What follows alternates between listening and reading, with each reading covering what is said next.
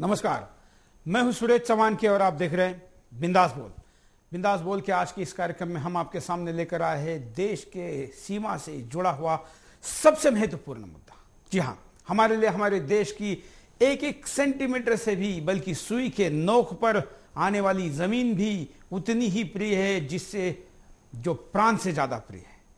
लेकिन हमारी सरकार ने ऐसी जमीन हमारे शत्रु राष्ट्र पाकिस्तान को बातचीत के आधार पर देने का कुछ प्लान बनाया है और इस प्लान को लेकर नरेंद्र मोदी ने प्रधानमंत्री को पत्र लिखा है।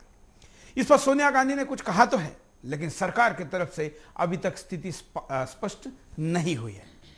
बिंदास बोल के द्वारा इस देश की सरकार को हम सवाल पूछेंगे, उनके ध्यान में ला के देंगे कि इस देश के लोग, इस राष्ट्र के लोग एक सुई के नोक पर भी जितनी जमीन आती है उतनी पाकिस्तान तो क्या दुनिया के किसी देश को नहीं देना चाहते।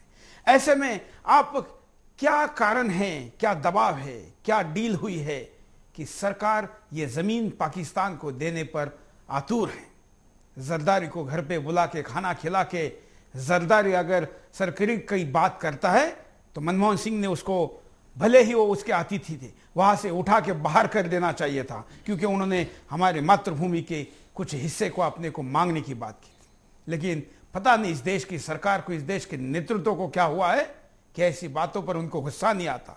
ऐसे विषयों पर वो अपना कुछ भी बयान नहीं देते जब इस देश में बड़ी बहस छिड़ी होती है। ऐसे में हमने सोचा कि इस देश के असली मालिक, इस देश के जनता के सामने बिंदास बोल के द्वारा हम मुद्दा लेकर जाएंगे और पूछेंगे कि देश क्या चाहता है। और मैं जानता हूं कि देश यही चाहता है कि कुछ भी नहीं देंगे, लेकिन देश किस भाषा में बोलता है ये सरकार ये भी सुने।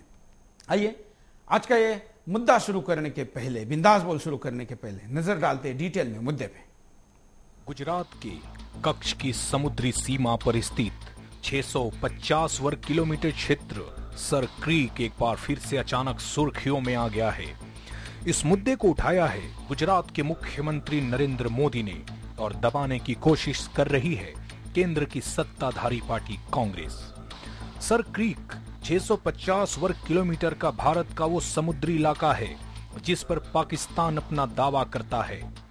इतिहास के पन्ने को पलटें तो भारत में ईस्ट इंडिया कंपनी के शासन के दौरान चार्ल्स नेपियर ने 1842 में सिंध पर जीत हासिल की और उसे बंबई राज्य को सौंप दिया।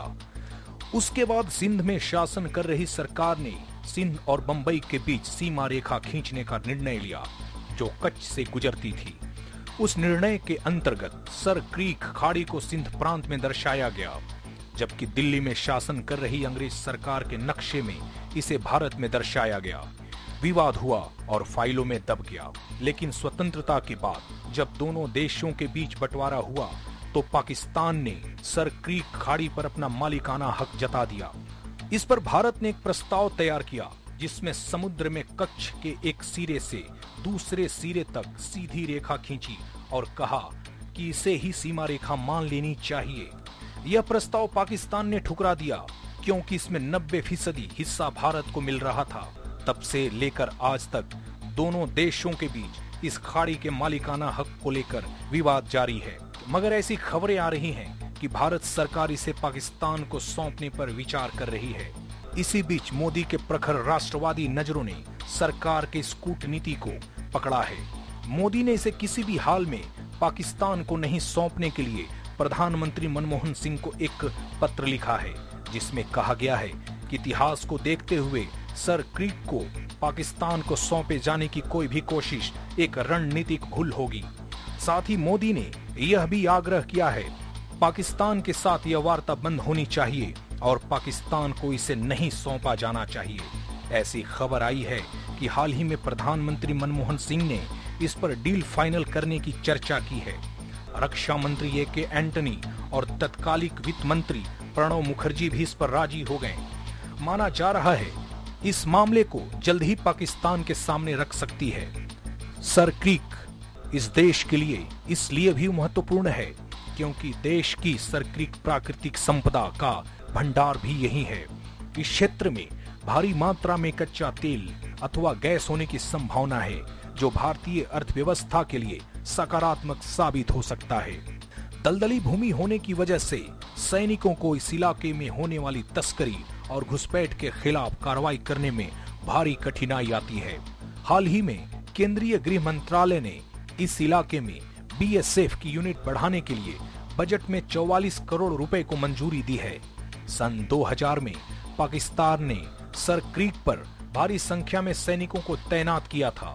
उसका मकसद था कारगिल जैसे युद्ध की तैयारी की।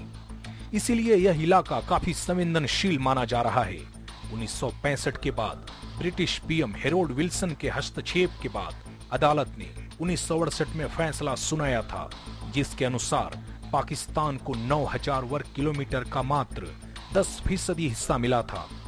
पाकिस्तान ने सिंध और कच्छ के बीच हुए एग्रीमेंट की कुछ तस्वीरों के आधार पर क्रीक को सिंध का भाग घोषित कर दिया और एक रेखा खींची, जिसे ग्रीन लाइन बाउंड्री कहा जाता है, मगर भारत ने इसे मानने से इनकार किया है।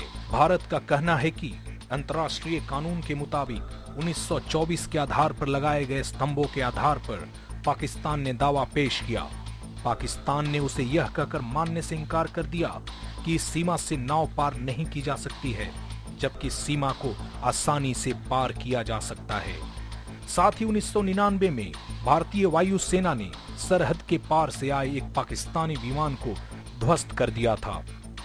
यह विमान भारतीय सीमा में सर क्रीक की स्थिति को टोहने के लिए आया था।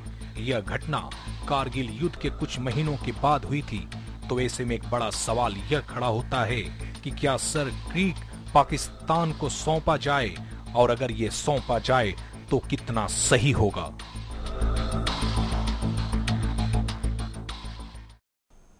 सरदार प्रधानमंत्री है, लेकिन देश की सरहदें असुरक्षित है। सरकार अगर पाकिस्तान के पास जो हमारा कश्मीर का हिस्सा है, जिसको गुलाम कश्मीर कहा जाता है, उसको लेने की बात करती तो सरदार के साथ सरहद के लिए पूरा देश खड़ा हो जाता। लेकिन लेने की तो बात दूर, देने की बात की जा रही है। क्या कारण है कि इतनी शरकान गति सरकार पटका रही है? इस पर जवाब देना होगा। हमारे साथ इस बिंदास बोल में जुड़े रहेंगे ब्रिगेडियर बीडी मिश्रा जी। मिश्रा जी, आपका स्वागत है। Thank you. मिश्रा जी हमेशा देश की सुरक्षा से जुड़े मुद्दे पर बिंदास में भी आते हैं और इस विषय के जाने माने विशेषज्ञ भी है। हमारे साथ कई बिंदास बोल के कॉलर अभी से जुड़ गए, हम उनके पास भी जाएंगे, लेकिन पहले नजर में बीडी मिश्रा जी क्या कहते हैं सुनते हैं।